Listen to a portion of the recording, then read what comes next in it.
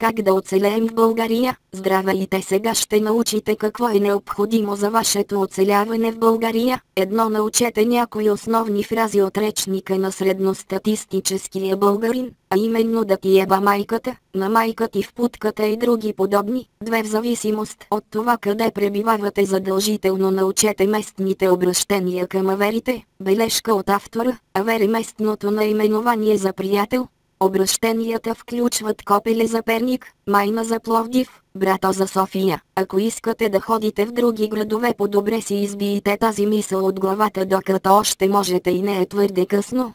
Не че в горе изброените градове ще ви посрещнат с бъклица с вино. Три, ако попаднете в някое село, забравете, че ще можете да разберете и дума от казаното ви. Внимание! Не използвайте по-горе описаните фрази, защото можете да получите буре от шутове, тупаници и мотики. Не се очудвайте, ако намерите кирка или някакъв друг селскостопански уред забит в капака на превозното си средство. 4, ако докато пътувате ви спре полицай и ви покаже снимка на съвсем друг автомобил и ви обвини, че сте карали с 200, по-добре не спорете, ако не искате да прекарате нощта в районното. Най-добре ще е, ако кажете нещо от рода на: не можем ли да измислим нещо старши?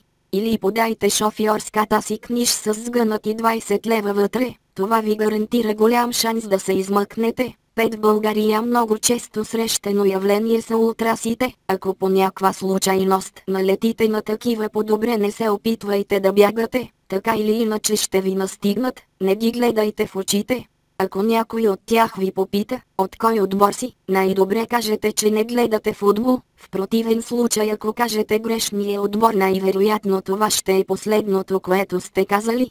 6, в България е нещо нормално да ви спре клошар и да ви пита за стотинки. Ако му откажете, се пригответе да бъдете засипани с вихрушка от псовни и шамари. Ако близо до вас има кофа за буклук, то пред вас има две възможности. Едно, да се озовете ненадейно в кофата. 2, да бъдете засипан от съдържанието на кофата.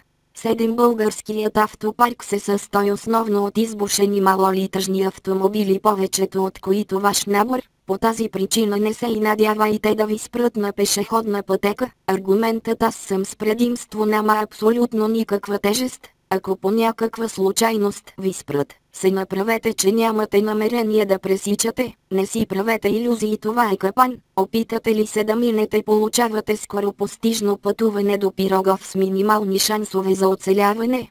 8, в България най-популярните музикални изпълнители са Азис, 100 кила и други личности от ромски произход. Ако в дискотеката поискате друга музика, по-добре се умитайте, докато все още ви гледат на кръв и не са преминали към изпълняване на смъртната ви присъда.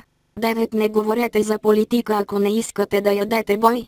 10, ако имате скъпи вещи, по-добре ги оставете вкъщи, ако не искате да се разделите с тях не по ваше желание.